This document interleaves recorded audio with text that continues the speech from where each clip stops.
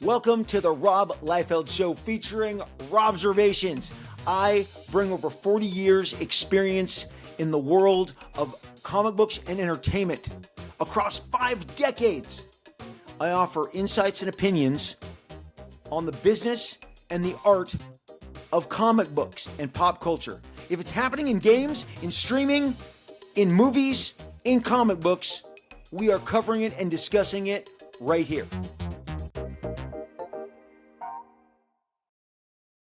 Hey everybody, and welcome to another edition of the Rob Liefeld Show featuring Robservations. I am your host, Rob Liefeld. I've been doing this for 5 decades, 40 years, 80s, 90s, 2000s, 2010s, 2020s. I love saying it because it makes me feel my age, my years, the feel the tread wherever you are listening to this show, on Apple, Spotify, on YouTube, on iHeartRadio, wherever you are joining us. We are so thrilled to make this connection with you, to join with you today and talk comic books and pop culture.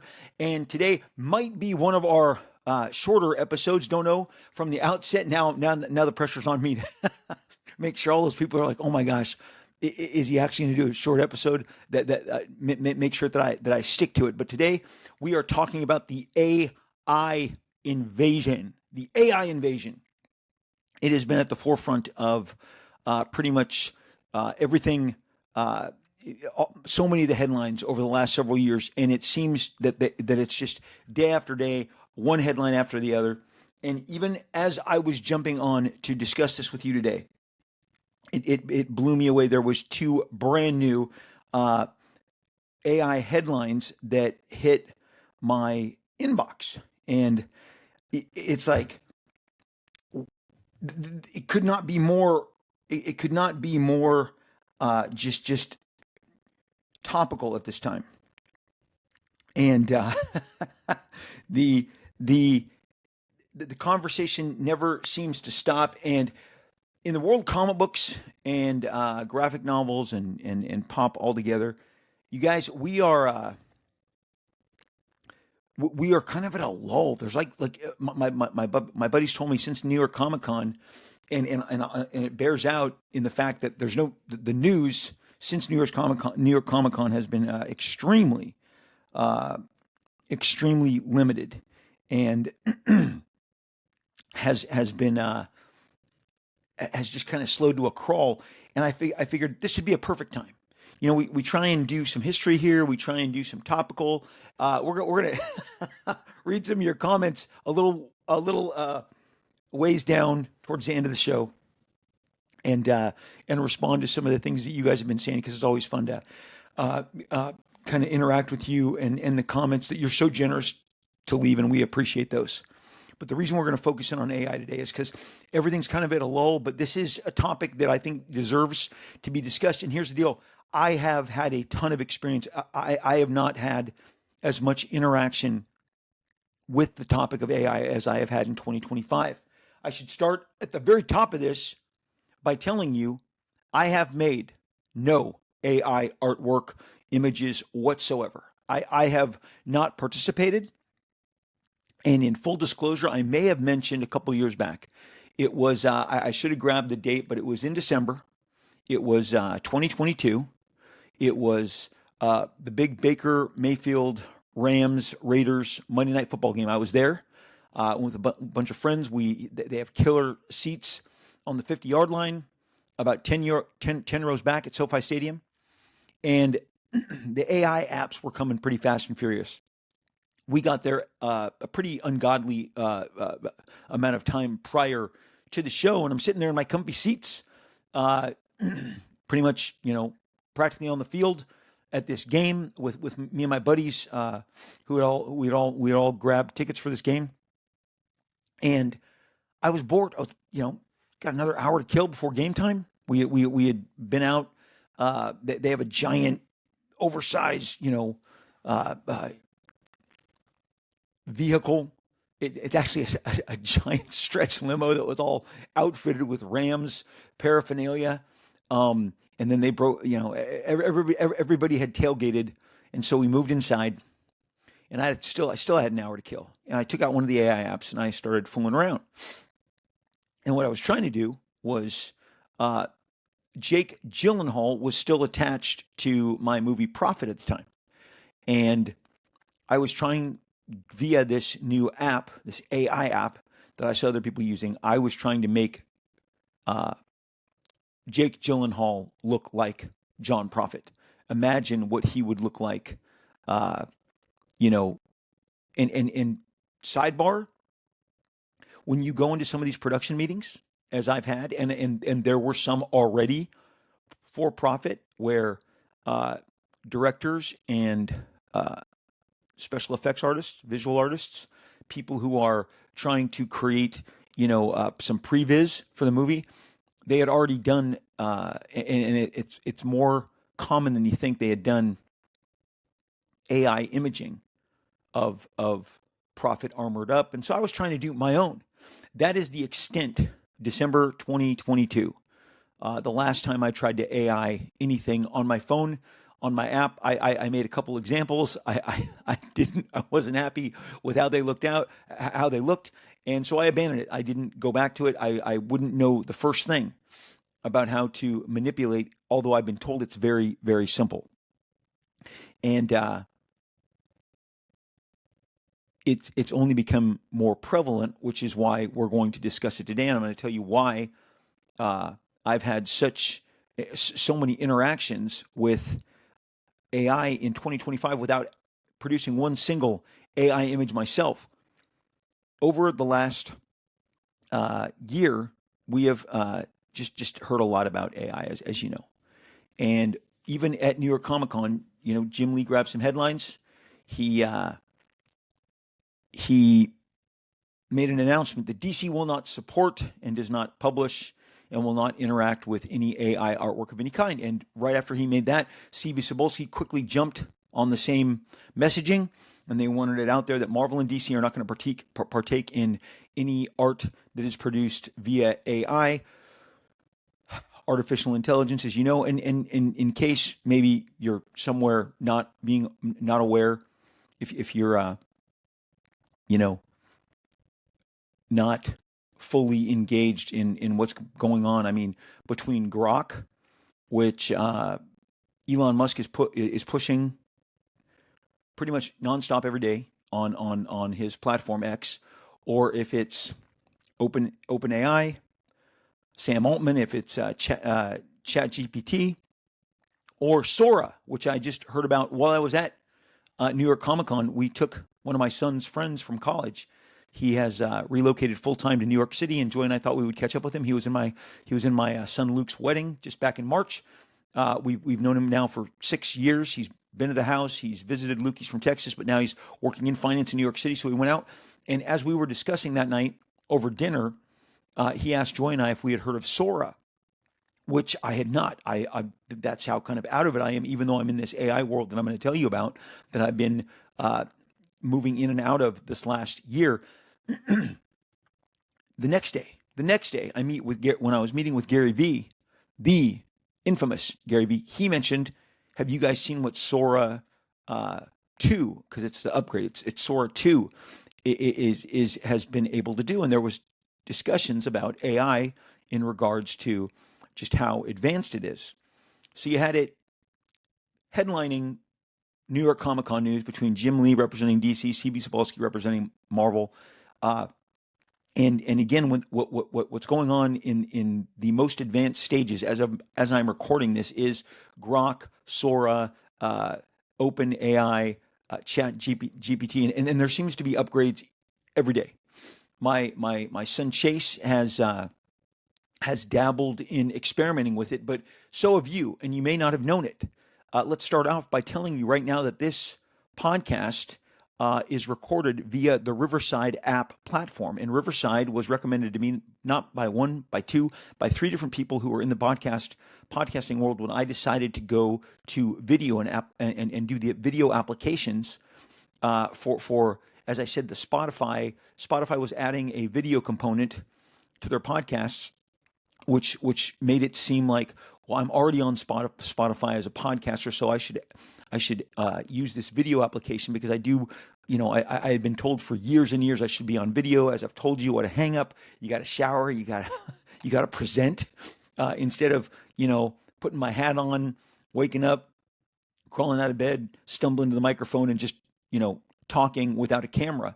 Uh, but YouTube wasn't enough to get me into that world. It was the Spotify video component, which I think everyone's going to go to video eventually, because as people are saying, like video, and so many of you, and our YouTube platform is just a few months old, but it's growing at a pretty rapid pace, given just that people have told me they want a visual. They want a visual.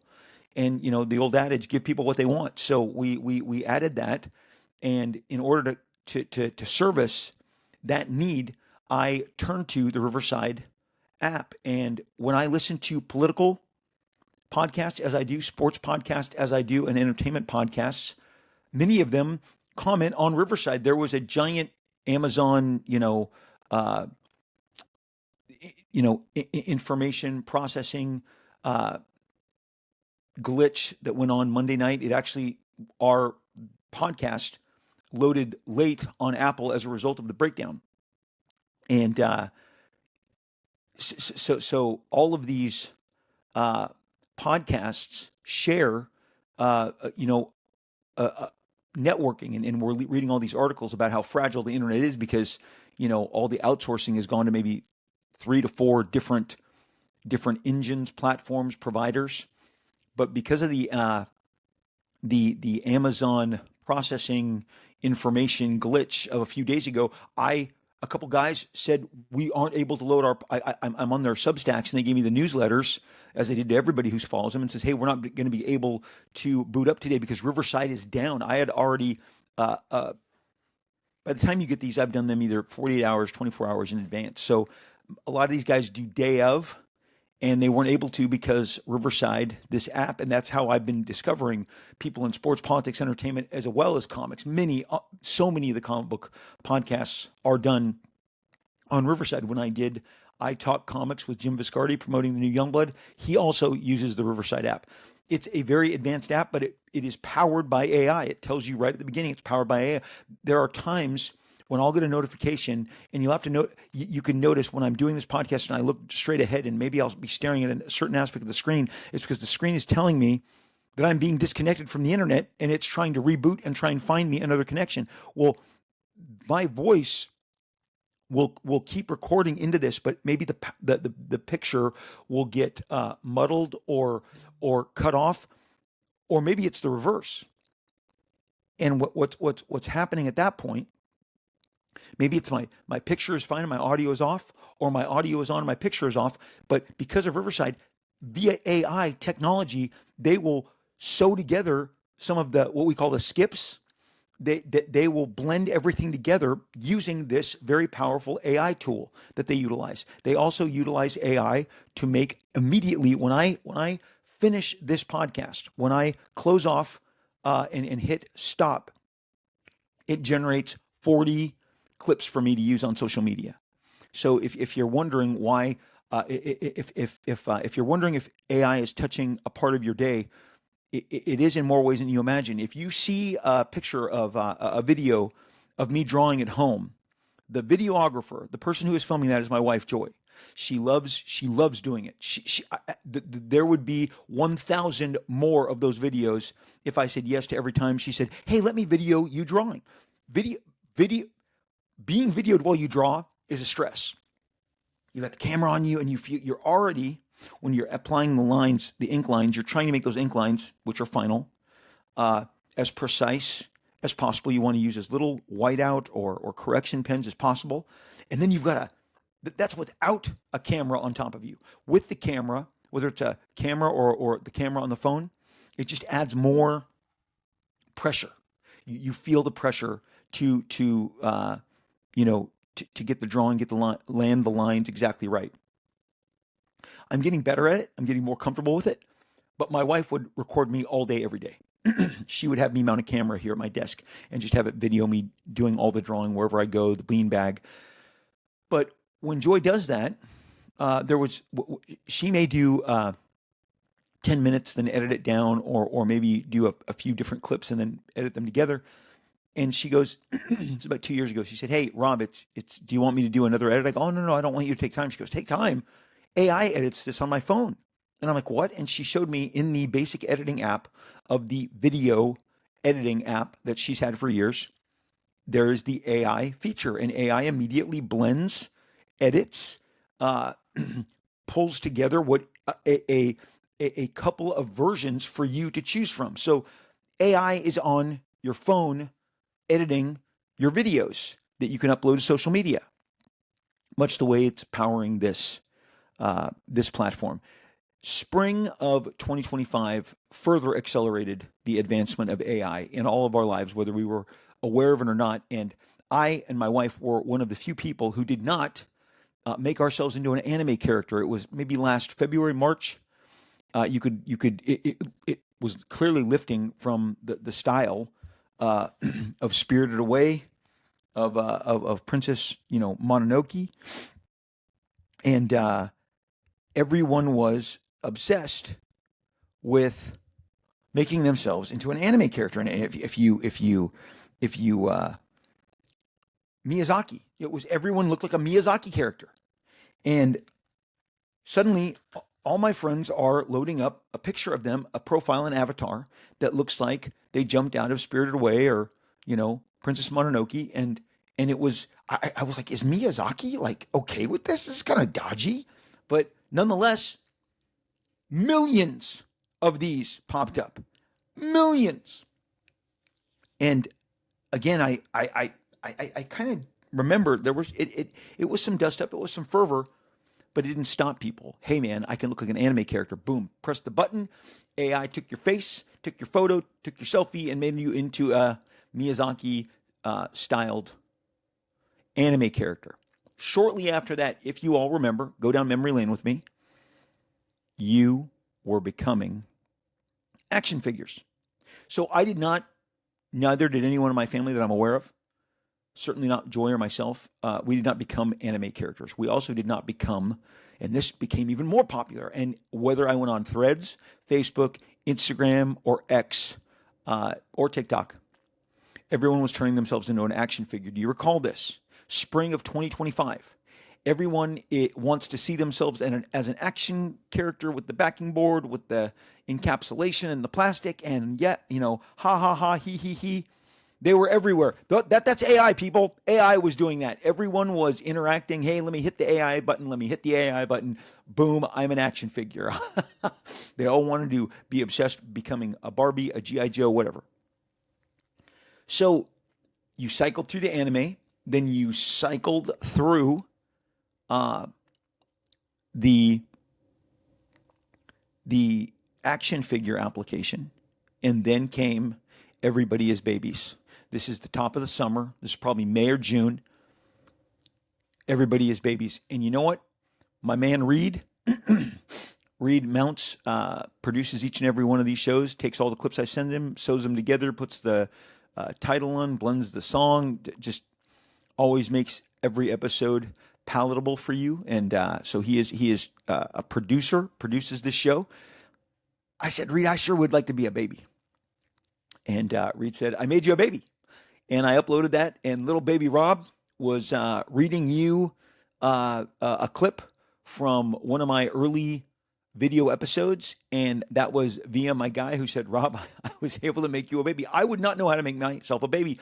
Furthermore, just doubling down on the fact that I have not made any AI art. I have not made AI art. I'm not counting the trying to make Jake Gyllenhaal look like a prophet at the Monday Night Football game in SoFi. Those never left my photo roll in my phone, but I tried it. I thought it was cool. Wasn't crazy with the outcome. Moved on. But I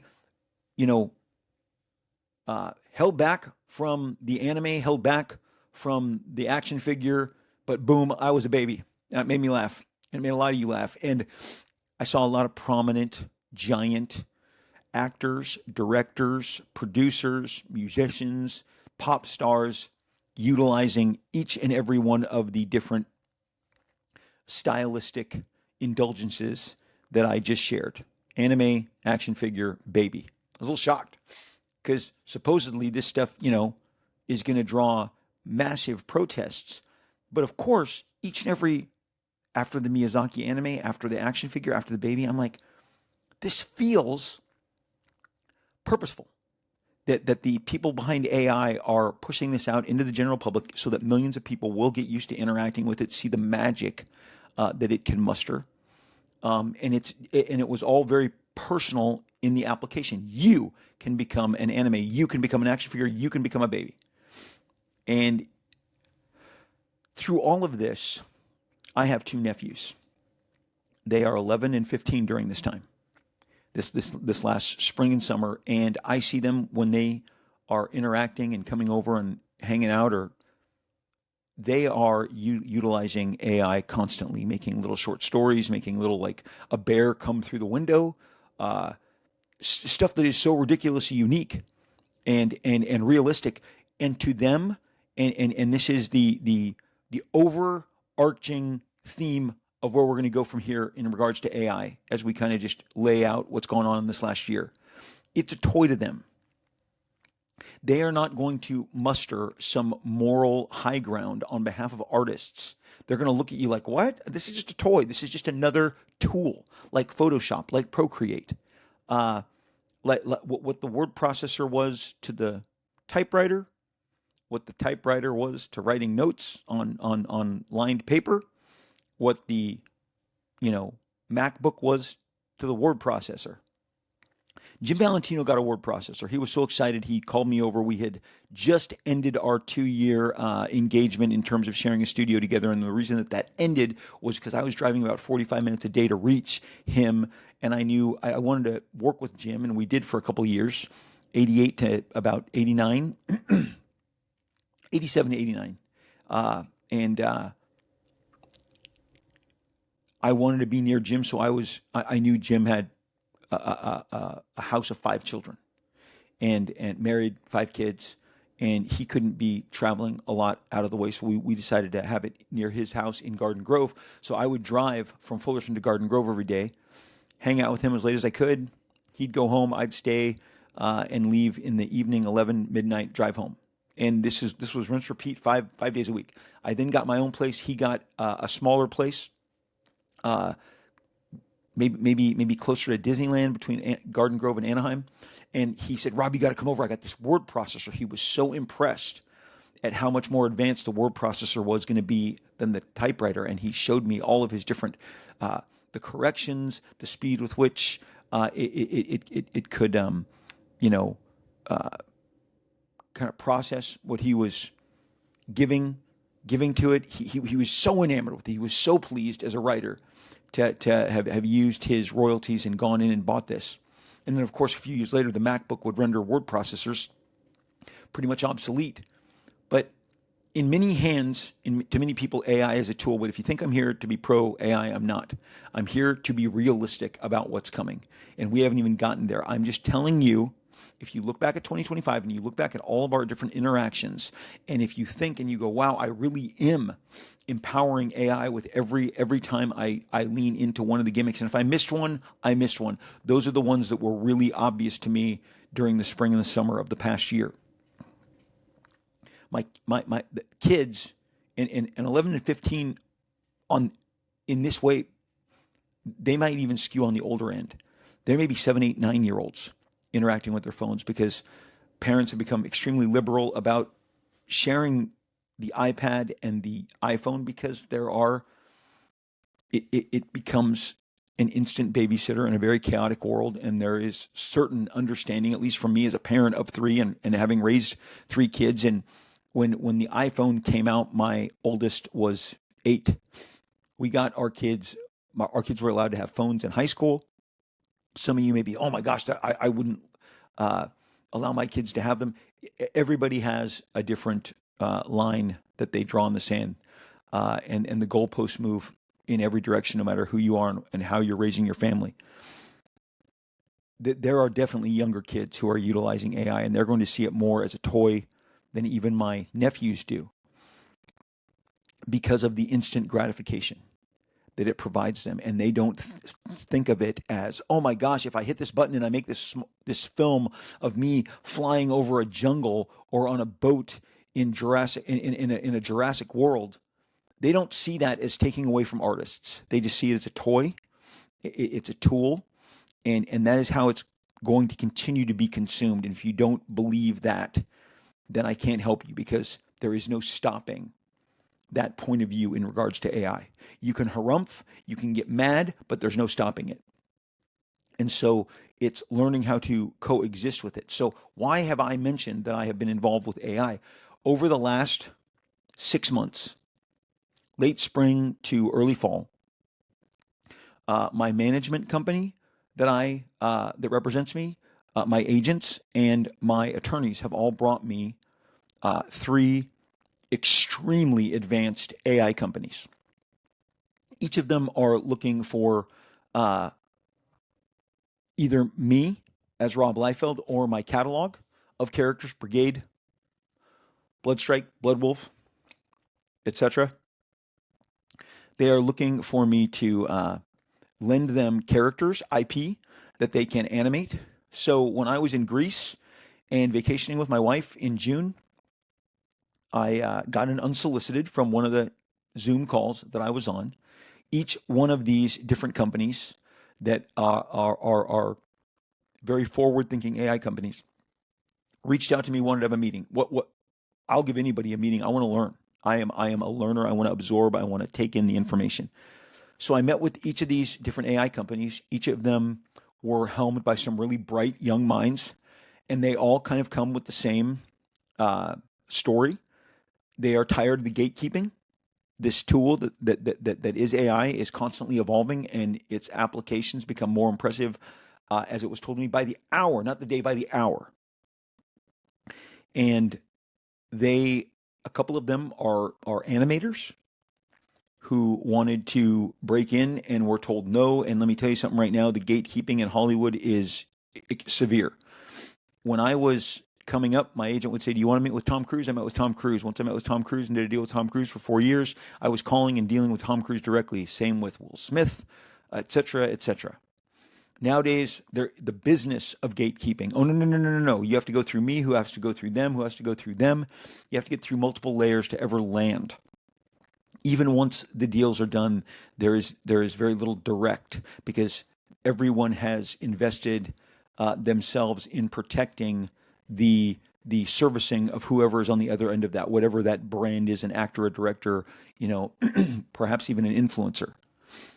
And in terms of the studios, the junior executive has to approve it to go to the senior executive, who then takes it to the president. It can become exhausting, and you can see why so many of these people give up. And so what they've done is they've turned to AI, whether you like it or not, and they have made material. They have made short films, cartoons. Some of them I was literally staggered by. One thing that unites all of these AI companies at this point is many of them, in order to impress and to show what they're capable of, they are taking public domain materials and they are utilizing public domain. And I'm sorry, they're utilizing the public domain characters to put them to make them into short films, action featurettes, and whether that's public domain novels. I've seen a lot of Bible stories, and trust me, growing up reading the Bible, wanting some incredible visions of Samson and Moses, and I have seen stuff that had my jaw on the floor. Even though it seems to be limited, or it was even 6 months ago, what they're able to do now is even more impressive in terms of the motion, the storytelling, the amount of continuity between scenes, the length of the clips has gotten longer. So all of this was being shared to me as like to impress upon me how much they wanted to take some of my catalog and utilize it for different purposes. Everyone had a different model, a business model of what they would do. I have seen Bloodwolf. I have seen Bloodwolf animated as a live action CGI. I have had a Bloodstrike cartoon submitted to me. Now, this is two separate different AI companies. When I was in Greece, that's when I received this uh, cartoon of Bloodstrike submitted. You say, Rob, what do they want with you? Well, again, the catalog and the IP, the meaningful IP. And here's the other thing: I'm not alone. Have talked to Valiant. That's a name that gets dropped to me all the time. In kind of a, hey man, if you don't move on this, we're going to go forward with Valiant. I don't respond to that kind of stuff. I just go, okay, like then move on with them. If you want to talk to me, I'll be here or not. I'm just listening. I'm just observing. I'm watching what they're capable of. I've seen Pixar level animated stuff. I've seen live action level AI stuff. I've seen cartoons like Cartoon Network, 2D animated level on all my characters across all the platforms. These companies have offered me stock, they have offered me salaries, and they have offered me uh, uh, ownership, a piece of the company to participate. So I have uh, been through multiple meetings, hours and hours of presentations as I observe and I learn. And then that brings me once again, I have not myself uh, empowered any of this. It has all been done. Hey, what would we're going to look through your catalog. We're going to get back to you. And suddenly you're on a boat in Santorini in Greece, and you see that in your inbox, there's a video clip. You look at it, you check it out. And when they ask me for my input, I am honest in where I think it falls short and where I think it could advance further. None of it is for real because there is nothing that I've signed on to move forward with. Now, as I've said, all of them have different aspirations. And if you were unable to achieve some of your dreams along the lines, you would see how some of these people do view this as a cheat code. Now, there's a lot of, hey, but they're stealing and they're robbing from other people, which brings me to one of the emails that I got this morning. Many of you know Natasha Lyonne, whether it's from Orange is the New Black. Is that the name of it? But I'm a cheerleader. She's got so many different projects. Sora to Shook Hollywood is what I got in my inbox from my Ankler Substack today. It says, this AI CEO is helping the industry take an effing stand. Backed by CAA and Comcast, Brian Mooser and co-founder Natasha Lyonne's Asteria is an AI model safeguarding IP in an area of copyright chaos. Copyright chaos is the stuff that I'm talking about in regards to everyone's saying you're stealing from all these other movies to learn to do this.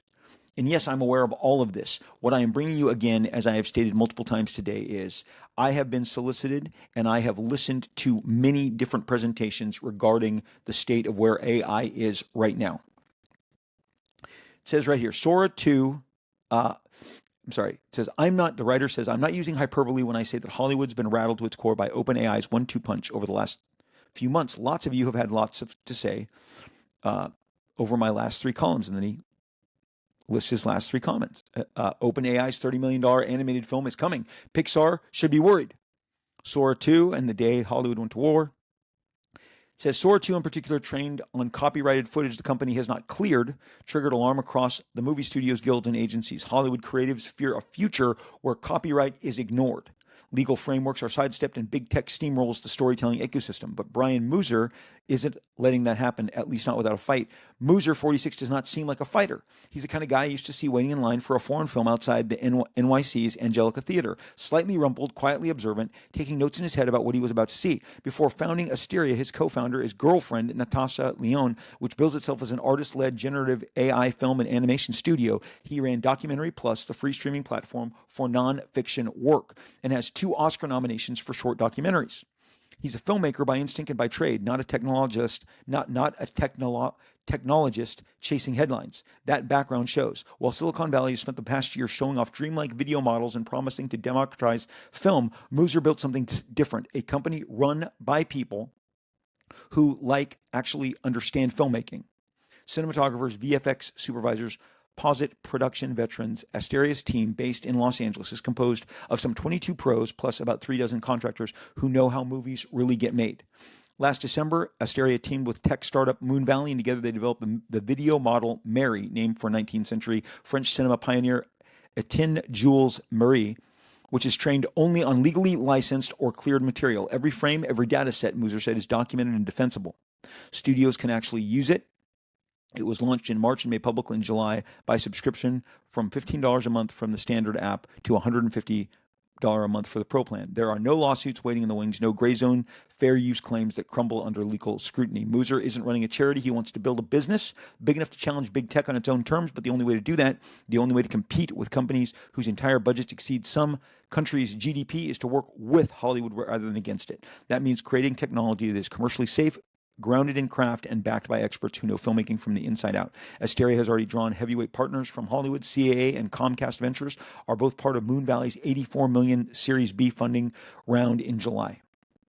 So they raised $84 million in their B funding round in July. Those alliances give Asteria legitimacy in a business that doesn't hand out legitimacy easily. The company last week announced a new short film, All Heart, made by Oscar-winning directors Michael Govier and Will McCormack, and executive produced by Natasha Lyonne. The project combines hand animation by artist Jimmy Thompson with AI techniques, and it will be campaigning for an Academy Award. It says Asteria is now the counterweight, clean, deliberate, and industry-facing, but it's not guaranteed Hollywood will adopt its offerings. If studios chase the flash of unlicensed tools, the consequences are predictable: lawsuits, chaos, and a creative ecosystem gutted by short-term thinking. And then he goes on to talk about his discussion with Muser. So this guy is trying to make something that is rises above it, and won't be dragged down into, hey, you stole that and you were trained on these hundreds of films, okay? Because that is the giant anchor that will pull down a lot of these AI companies.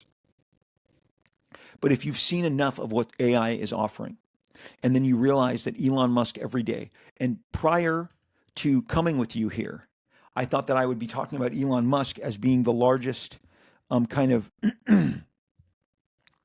the largest. I thought I'd be talking about Musk being the largest promoter of AI because he does it every day.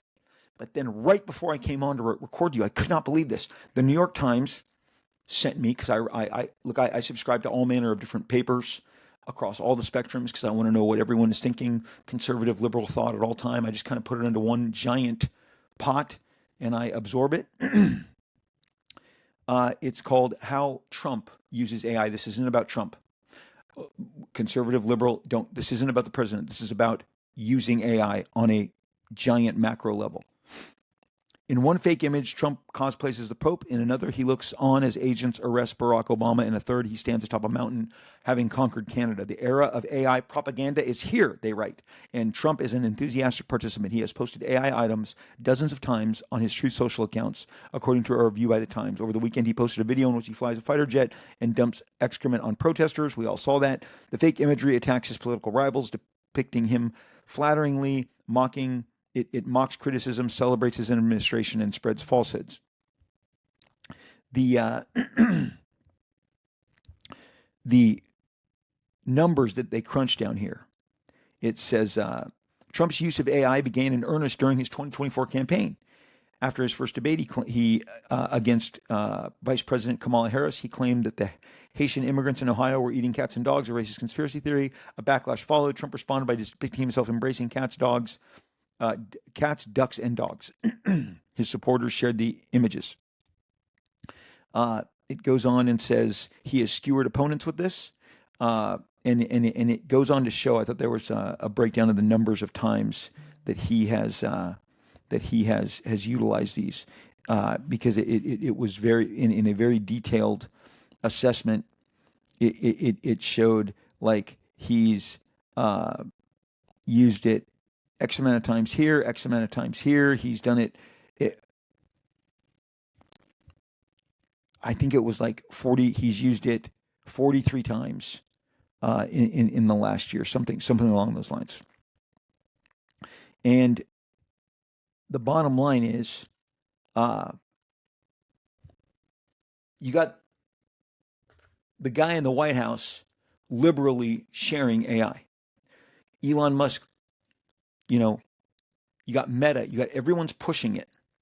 And so in the comic book community, and I'll get back to this AI, the filmmaking, because all the stuff that I look at, all the people who want to make presentations to me want to make moving pictures. They want to use the AI. No one wants to make a comic book. Not one person wants to replace what I'm doing in comic books with AI. When Jim Lee and C.B. Sapolsky make their claim that they're not going to do AI, there have already been quiet whispers, not so quiet, some are open on social media, of established artists who are believed to be using AI. One very acclaimed artist has said of another artist that your work made refinements and jumps, like many years worth of jumps in refining the work, and it's this person claims that it is obvious that he is using AI to polish his work. Who's to know? Lots of AI accusations out there over the last 2 years across lots of different artists. Who's to say, who's to know? It's not something that I'm pursuing. I have never discussed anyone, no one in the conventions I've been to in the last 3 years, which is 3 San Diegos and 2 New Yorks. No one has showed me a portfolio of AI comic book pages. Everything that I am shared, all the discussions that people want to have with me, is about taking what I have in comic book form and making it move as animated shorts, as animated films, or as live action via all these different AI, and then with what we just discussed in regards to the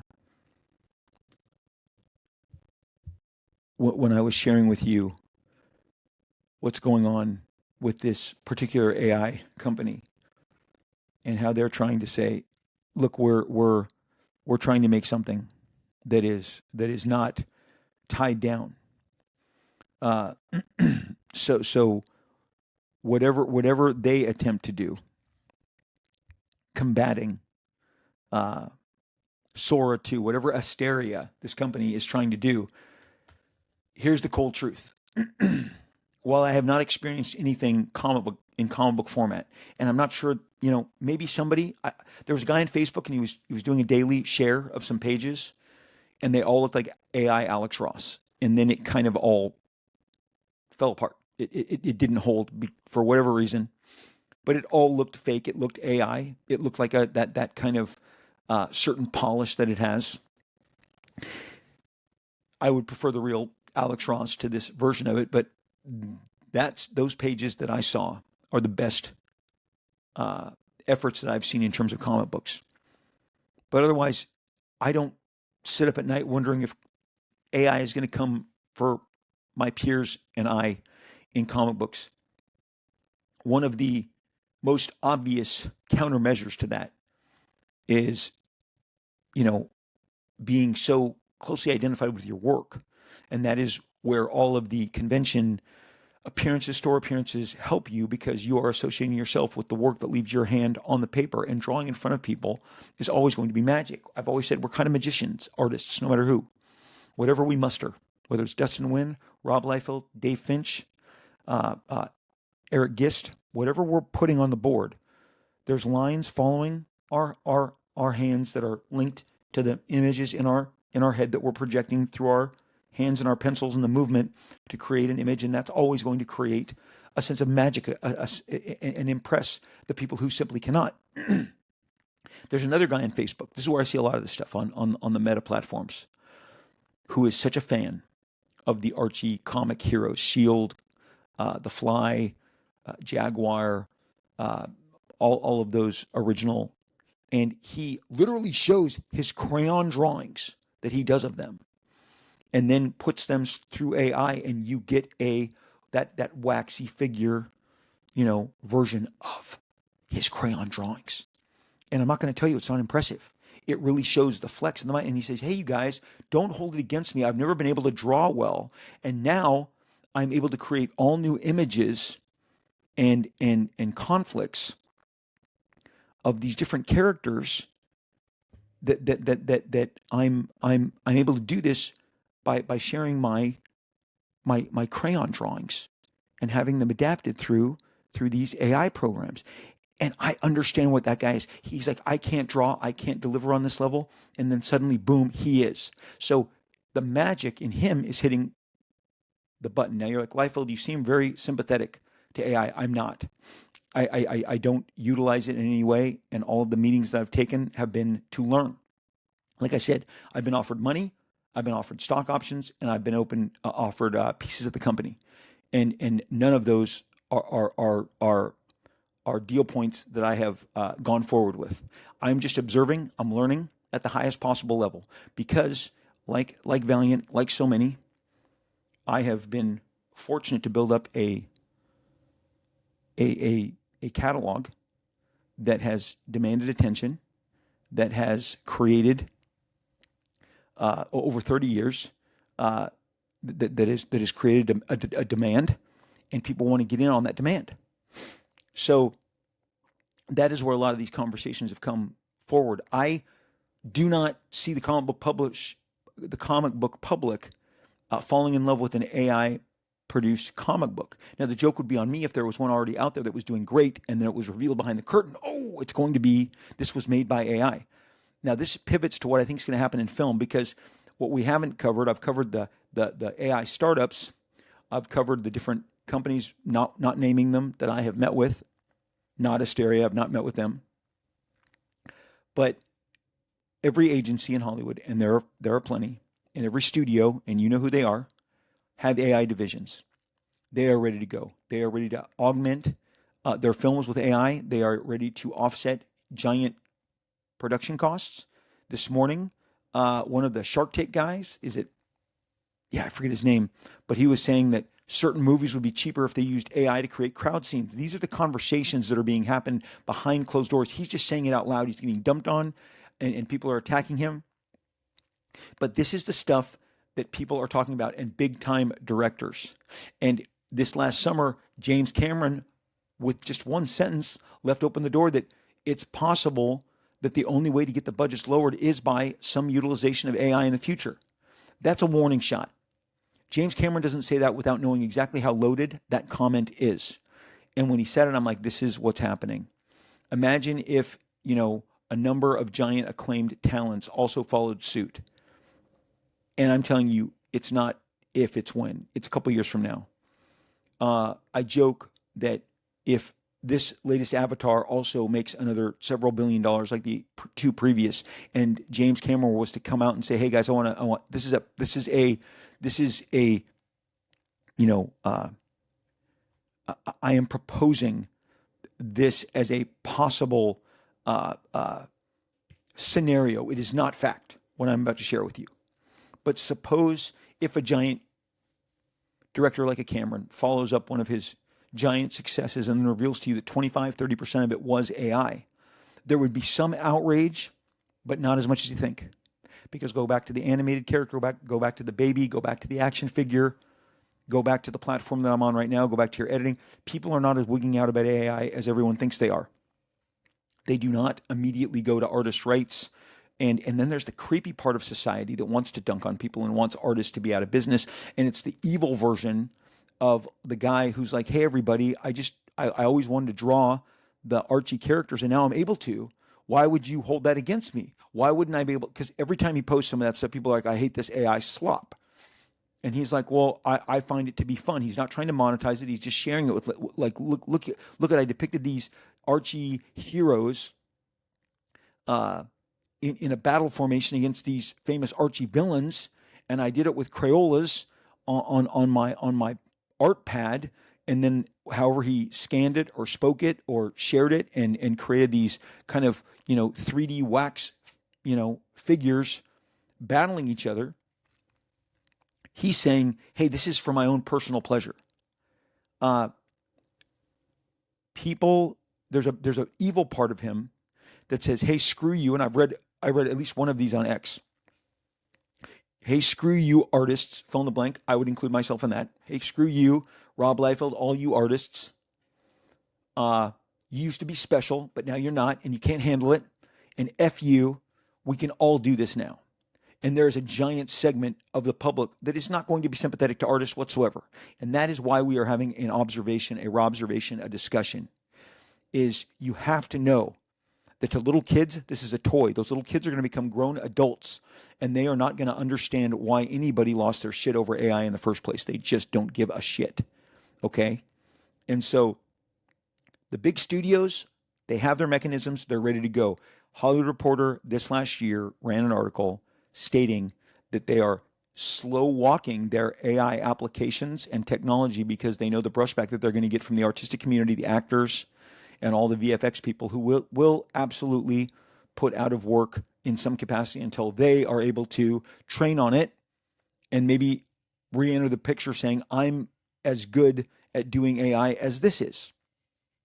I will tell you, some of these AI companies I've met with, some of the special effects that they are showing me are better than the weak effects that we've been getting the last couple of years in some of the big budget blockbusters that we all know what I'm talking about that are disappointing. That you're like, why did this company used to make movies that had such great special effects? And it's talking points all over the internet. Like, why are VFX looking as bad as they do? There are many Marvel movies that they job out to 4 or 5 different special effects companies. One of my friends created that special effects company.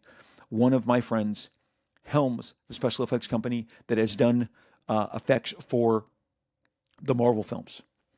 It was a few years back at the premiere. I said, hey, what'd you do? And they're like, we did this section. And I remember going, there were parts of that section that looked a little rushed, but I didn't want to say anything. And they're like, could you go tell the people who produced the movie, the Marvel execs, that you really liked our work? Because and here's the deal.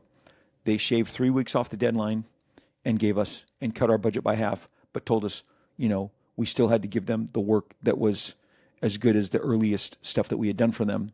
And so we had to completely rush, sleep on the floor. And that is probably one of the reasons why some of the special effects are looking as dodgy. AI, some of the AI stuff that I've seen is better than some of that dodgy, rushed deadline stuff that we're being fed in the cinema right now. Everything is upside down. One of my friends has said, Hollywood's going to burn to the ground. It's not. The studios are going to still make movies. The audiences are still going to go see the actors that they prefer in roles that they favor, whether that's adventure roles, spies, superheroes, sci-fi characters, whatever. But the idea that AI is going to be rejected in mass is a lie. And if you are being fed that lie and falling for that lie, this is here to tell you, being on the other end of all these presentations and talking to the studios. I have movies at big studios, and those studio heads, when you are talking to them off camera, off Zoom, off record, they are all ready to hit the AI button to bring down costs because the costs have gotten so incredible. And when somebody like James Cameron is saying that perhaps, so he's opening a door, he's putting out a questionable notion of maybe the way forward is utilizing AI in some capacity. Now imagine if, like I said this 5 minutes ago, I'm going to say it again, if a couple of other big giant filmmakers come out in support of it as well, then the dam is going to break wide open, which is what the studios want, and they're going to enable it. But once again, this last 40 plus minutes, thought I was going to be a short show, didn't happen. I was here to tell you everything that I have just been having discussions on was moving pictures, not one single still frame of a comic book. I understand that is a concern. I'm not buying it yet. You're going to have to show me a competitive version of that would cause me concern. And you can also say, hey, Rob, you've got a 41 career. You tell about a 41-year career. You tell us how all the time, 5 decades, blah, blah, blah, just like all your peers. Yes, we do. We've established our names. We are fortunate. However AI is utilized going forward, we will continue to observe and talk about it. What I wanted to do today is shine a light. Yes, the established names have a leg up. We've established our rapport, our reputation. I've done thousands upon thousands of pages, maybe 1,000 comic books given all the ones that I've written and published, but definitely hundreds upon hundreds of comics, thousands upon thousands of pages. Yes, myself and my peers, and even the guys who came after us, like the Ryan Otleys of the world. Ryan Ottley's done thousands of pages. He's given you tons of content. He's built his name. He's built his reputation. He has an identity. I'm not sure that AI art will give a whole lot of identity. When I see a lot of the AI art that I see in comic book, in the attempts to make comic books, it has a sameness. It all has a very familiar quality. It all looks kind of the same. It's probably, again, anything remotely realistic is trained on a giant heaping amount of Alex Ross work. So whatever the future holds, I'm just telling you, this episode is called the AI invasion for a reason. It's here. It's happening. You're interacting with it. You're making yourselves into action figures and anime and babies, and you're utilizing it every day, whether you are completely aware of it or not. And it's not going away. It's only going to come harder, faster, and be more overwhelming. So just get ready. I'm not in support. If you think it's going to be shamed away, it will not be. That is, I'm just trying to give you a sobering assessment. The youth that are going to become the workforce, that are going to become the home buyers and the people driving the economy that the advertisers are going to want, they don't think of AI as anything else than another toy and another application. Again, an upgrade from something that came before, like the word processor to the MacBook and above and beyond.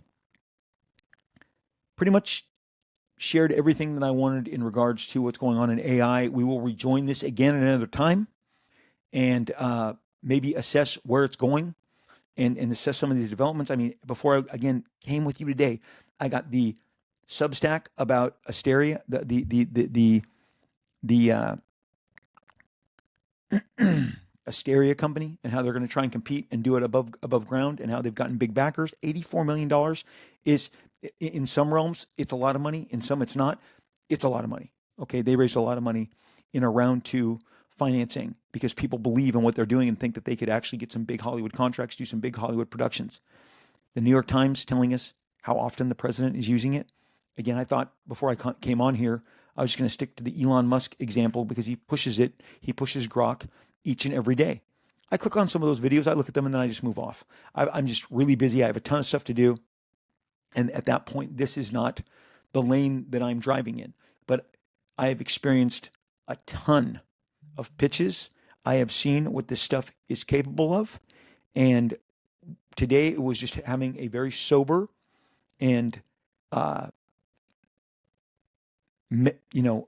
measured, realistic discussion about, because AI fear is always out there.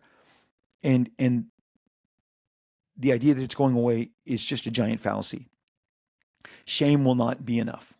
It's going to do a whole lot of it's going to be able to do a whole bunch of incredible stuff that that people are already harnessing in their own very personal kind of applications. So we will revisit this. We will discuss the AI invasion part 2 sooner than later. But it's something to really. I tried to give you every aspect of this today. Look at it in as much of the circumference of everything that encompasses AI as we possibly can, because there is no putting, if it ever applied, this saying, there's no putting the genie back in the bottle. There is no putting the toothpaste back in the tube. It's out. It's spilling everywhere, and it's going once. As I said, the big Hollywood studios feel that they can move forward in as aggressive manner as possible. You're going to see a ton of it. And maybe your response to all of this is like, I'm going to reject all of it. Got it. Understood. That is going to happen. There are going to be people who reject it 1,000%. I do not have anything in the works. I'm not trying to butter you up or soften you for something. I have nothing. I have seen Bloodstrike cartoons. I have seen Brigade live action movies. I've seen Blood Wolf. Okay, I've seen all these characters, and I'm going nowhere with any of this at this time. And if I do, I'll be the first to tell you. I'm not going to hide. I'll be the first to lean all the way into it and share it.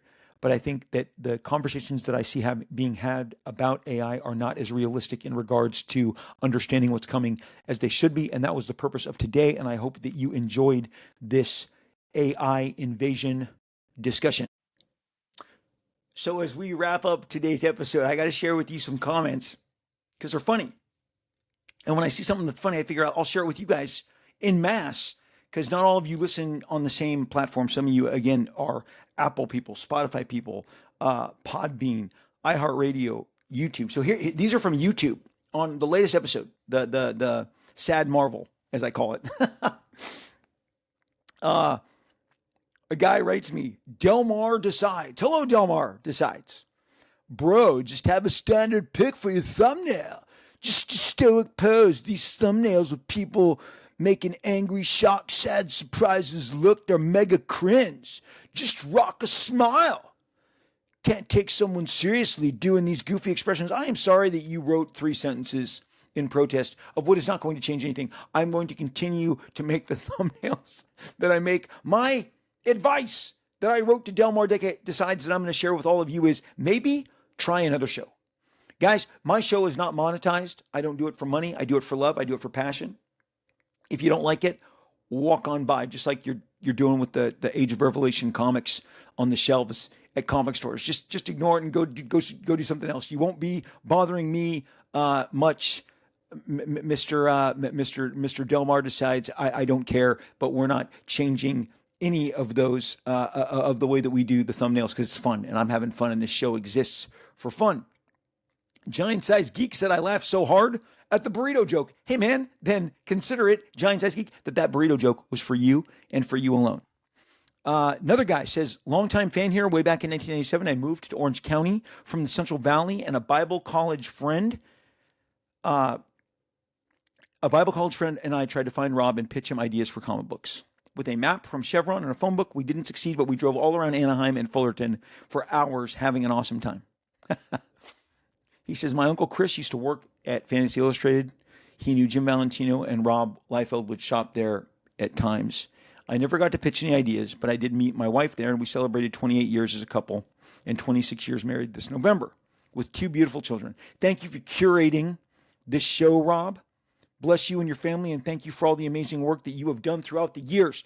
And to you, Mr. Colby Chambers, I just want to say thank you. Thank you. That is a sweet story with an even sweeter outcome. Good for you. Thank you for that. That is so kind. And I am sorry that we did not make a connection way back then. I also feel very bad that you drove around. Okay, that makes me that really I hate that you were taking any time whatsoever in trying to find it. I'm terribly sorry about that. Pure Comic Collector says, another banger episode, Rob. Thanks for sharing your thoughts. I thank you, Pure Comic Collector, for listening. Another guy said, plenty to talk about. This episode's talk. Sorry. This is from Stanley. Hello, Stanley. Please talk about this episode's topic first. Stop burying the lead. Very frustrating to skip 2/3 of the show to get to the point. No. Again, I do this show for me. This show's for me. And if I want to have what's called like chat, host chat at the beginning of the show, that's going to happen. We're going to have host chat. I'm going to tell you what's on my mind, what's going on with me in my life. And if you don't like it, just find another show. I replied to him and I said the same exact response. Maybe find another show. This does not pay my rent. I lose money on this show. Happily, I pay people to work on this show. Okay. And so, if you don't like that I get to the topic later than you'd like, then find another show. Here's what I really want you to understand, you, the listener. The stuff that I share here is the stuff that people in the comic book industry are discussing. It is the stuff that we are sharing with each other in real time.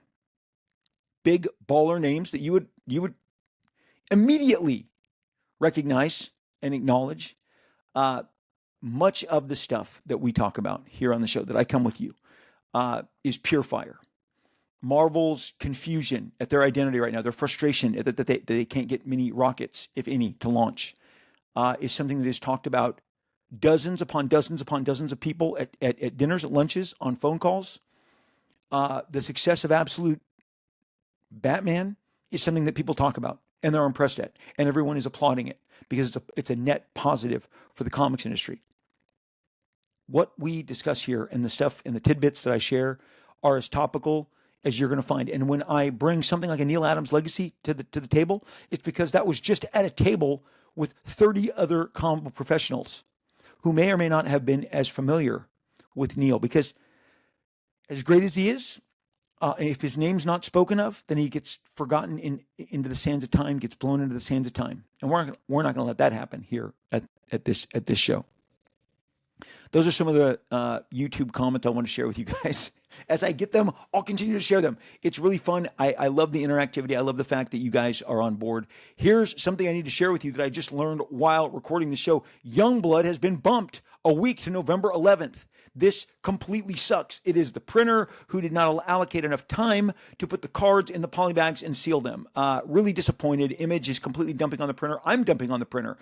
This printer completely sucks, and I'm sorry that they screwed up the order and have delayed the book a week, because I approved the book and the individual files. First of all, you've been experiencing this book since April. And this version of the book, the actual version that you're going to get in your store, is a version of the book that we had at New York Comic Con. We had advanced copies made. We had the lunar, basically a thank you variant. And then we had the foil 1 in 500s that we had to sign to get to CGC so that they would approve them and get them back to stores in time. So this is completely irresponsible. I'm sorry that the printer bumped the book. Didn't have the capabilities to do what we asked them to do, and that has resulted in a delay. November 11th now, Youngblood is coming out with covers by Scotty Young, Eric Gist, Ryan Stegman, Ryan Otley, Kyle Nagu, Daniel Warren Johnson, myself, Mark Spears. There's plenty of store variants. This is incredible. We are so excited to offer this book. We are so excited to get this book into your hands, but it's going to be another 7 days. So instead of being 2 weeks from today, we are back at 3 weeks from today, which completely blows, but we're going to get excited about it regardless. So look for that. That's coming your way. We're going to continue to prime the pump here at the show, talk about it. People are excited about it. I'm excited that you and all the different retailers, the 27 different retailers, all of the different comics, like I Hate Fairyland. Scotty Young revealed his I Hate Fairyland Youngblood variant. Geiger has one. Hyde Street has one. Walking Dead has one. Redcoat has. There are so many. I think 30 total. Youngblood Spawn has one. Youngblood team up covers is what we call them. So I'm really excited to get those into your hands to see. It's just another 7 days. Everybody, appreciate you hanging out with the show. Appreciate you being a part of the show. Appreciate the love and the enthusiasm that you share and the excitement. And when I am not here, when I'm not on the show, you guys know I'm over on X at Robert Liefeld, RobertLiefeld. Robert Liefeld, blue check. That's me reading your comments, your messages, your DMs, your replies. I love hanging out with you, talking comics, sharing sports successes and failures and disappointments with our different teams. Celebrating artists, directors, comic book artists, illustrators that we dig. I just love the sense of community. So Robert Liefeld, blue check on X. Over on Instagram, Rob Liefeld.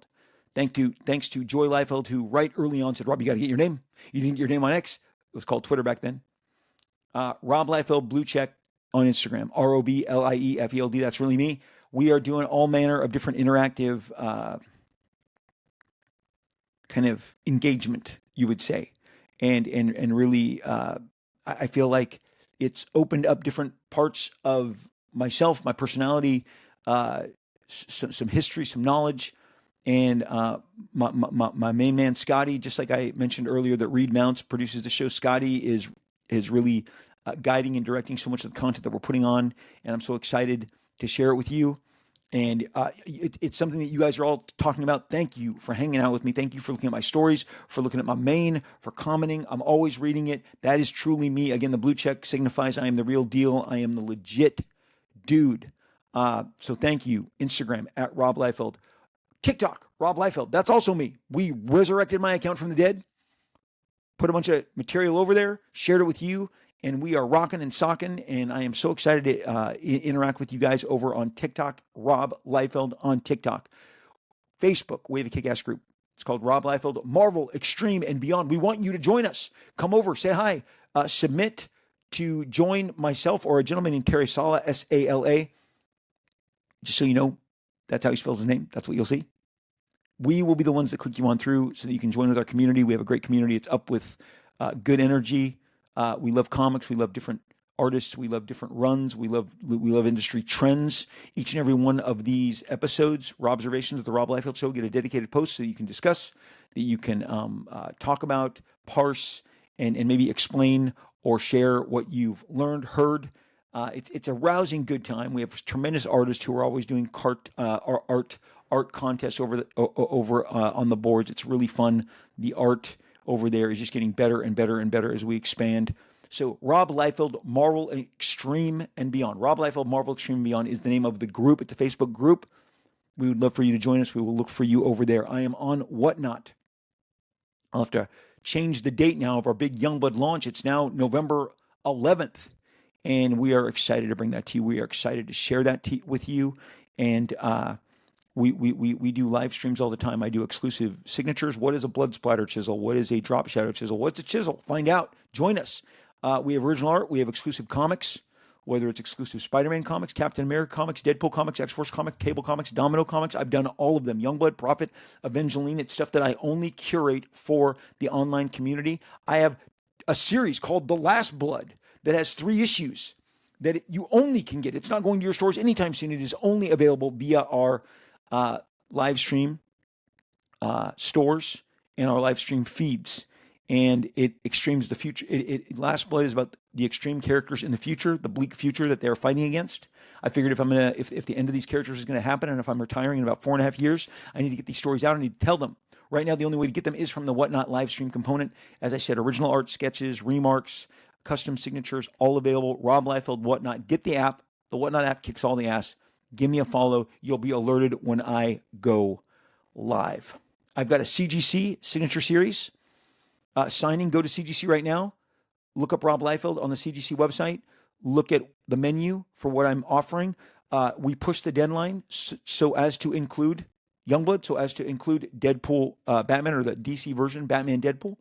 So you can get those in before the end of the year. I am excited. This is my 3rd in 4 years signing that I've put forth. This is the latest in any given calendar year that we've done because the books were coming out so late. We wanted in the year, in November and December, we wanted to have the wiggle room so that you could fit those in. So get those through CGC. They're fantastic. I love these signings, and you guys seem to love them because you guys send thousands upon thousands of comics in. So check out those options. Get those submissions in so that I can sign those and get them out before the end of the year, because we'll be doing the signing in early December.